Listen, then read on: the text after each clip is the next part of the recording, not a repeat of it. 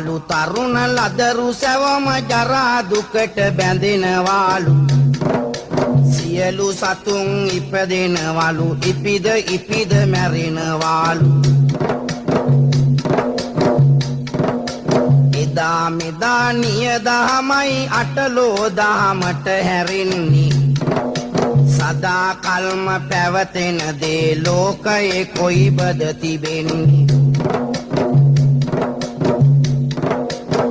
වෙනසේනම් සියලු දේම ගෙවන කාලයද ගෙවා ඇති වෙනවා නැති වෙනවා ඉරහඳ ගස් ගල්ද පවා කදී රජ හිට යදියෙකි යදියා රජකම ලබන්නේ අටලෝ දහමම අනුවයි මේ ලෝකය කරකැවෙන්නේ